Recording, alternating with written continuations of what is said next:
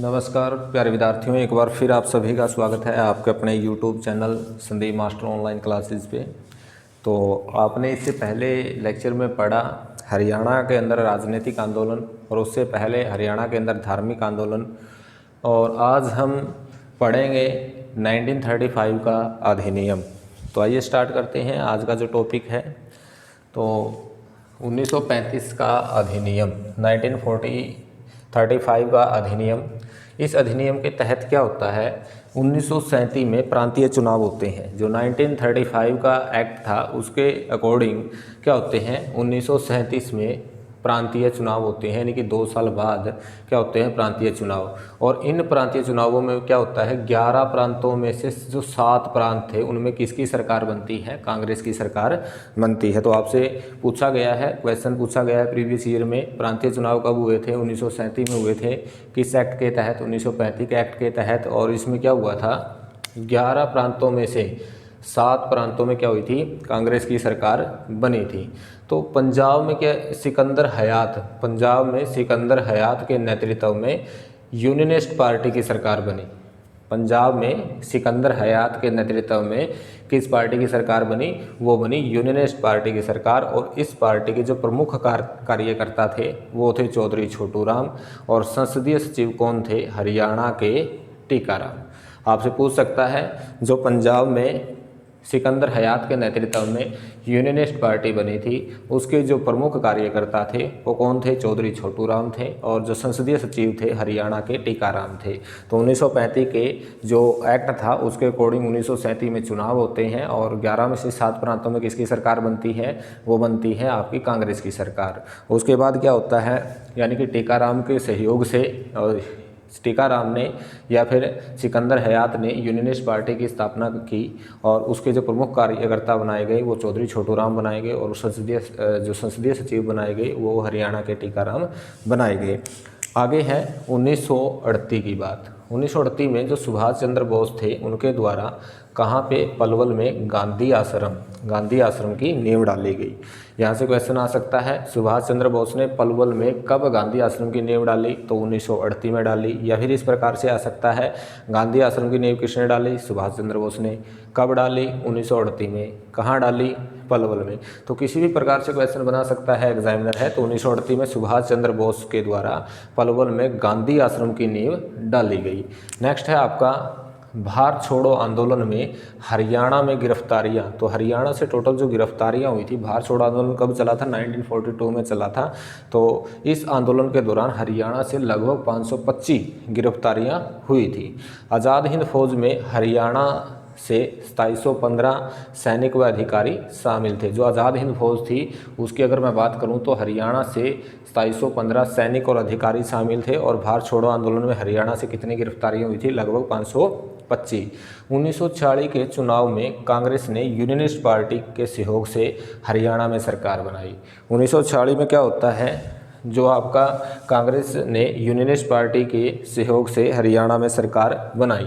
तो unionist party के सहयोग से जो कांग्रेस है हरियाणा में सरकार बना लेती है 1946 के चुनावों में। और इस जो चुनाव था इसमें हरियाणा के कांग्रेसी नेता लहरी सिंह भी शामिल थे। जो कांग्रेस पार्टी है इसमें हरियाणा के कांग्रेसी नेता लहरी सिंह भी शामिल थे।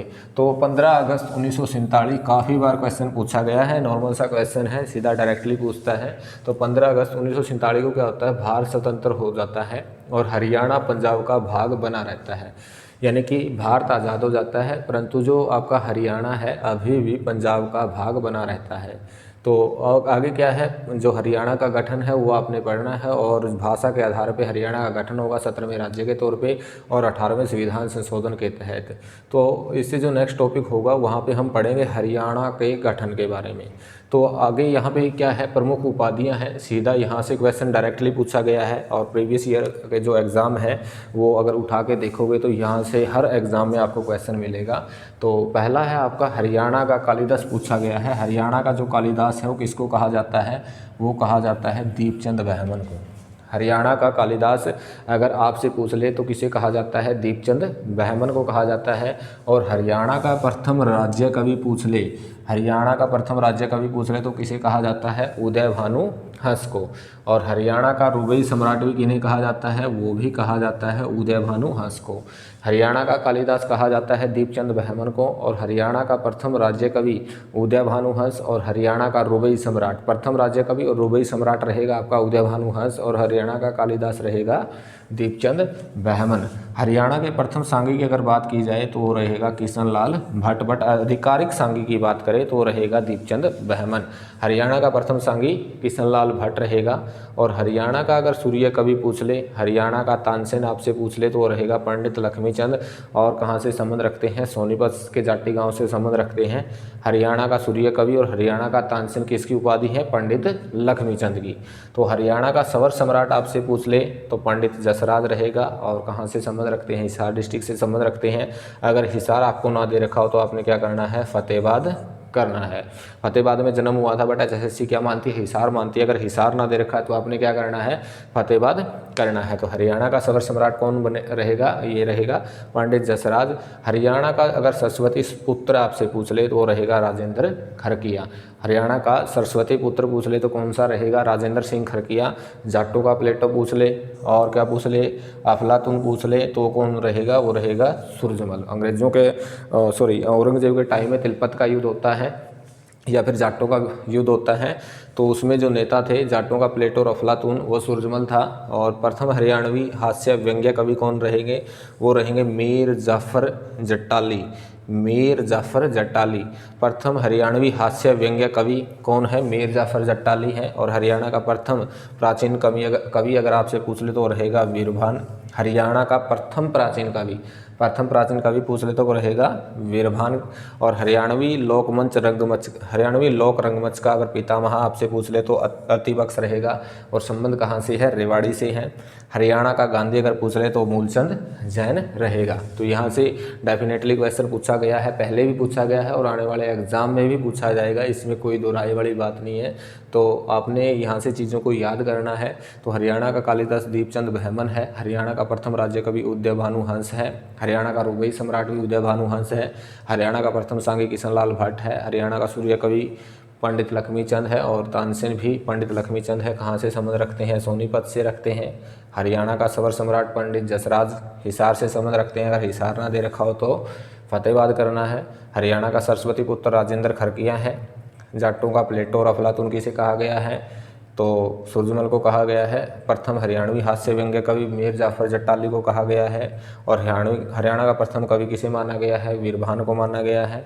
हरियाणवी लोक रंगमंच का पितामह किसे कहा गया है, अतिबख्श रेवाड़ी से है। तो हरियाणा का गांधी किसे कहा गया, काफ़ी बार क्वेश्चन पूछा गया है, मूलचंद जैन को। तो नेक्स्ट है आपका, अगर लाला लाजपत राय की उपाधि आपसे पूछे तो इसे कहा जाता था शेरे पंजाब और पंजाब केसरी। पंजाब केसरी और शेरे पंजाब किसकी उपाधि थी, लाला लाजपत राय की थी। और चौधरी छोटू राम की उपाधि थी किसानों का मसीहा, दीनबंधु और रहबरे आजम। दीनबंधु किसानों का मसीहा चौधरी छोटू राम, शेरे पंजाब पंजाब केसरी कौन, लाला लाजपत राय।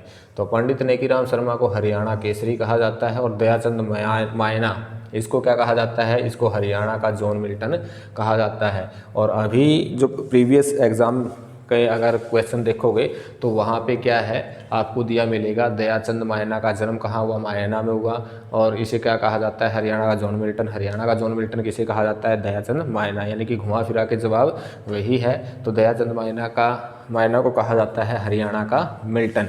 यहाँ से भी सीधा डायरेक्टली क्वेश्चन पूछ लेगी, स्वतंत्रता सेनानी और जन्म स्थान।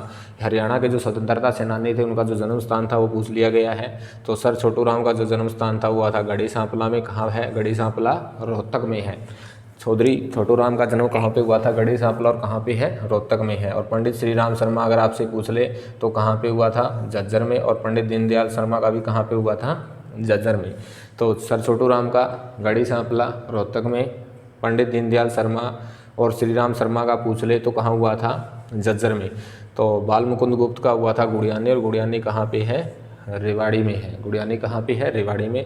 और किसका जन्म स्थान हुआ था, जन्म स्थान है बाल मुकुंद गुप्त का। लाला दुलीचंद की बात करें तो करनाल में हुआ था, और सर शादीलाल की बात करें तो रेवाड़ी में हुआ था, और नेकीराम शर्मा की बात करें तो कलिंगा कहाँ पे है, भिवानी, यहाँ पे इनका जन्म हुआ था। मूलचंद जैन का जन्म स्थान पूछ ले तो अम्बाड़ा है, और सेठ छज्जू राम का अगर आपसे पूछ ले तो अलखपुरा, और कहाँ पे है, हिसार डिस्ट्रिक्ट में है, वहाँ पे इनका जन्म हुआ था। तो उम्मीद करते हैं आपको वीडियो पसंद आएगी। प्लीज़ चैनल को ज़्यादा से ज़्यादा लाइक करें, शेयर करें, कमेंट करें और सब्सक्राइब करें, ताकि इसी प्रकार आपको जो और आगे आने वाली बेहतरीन वीडियो हो मिल सके।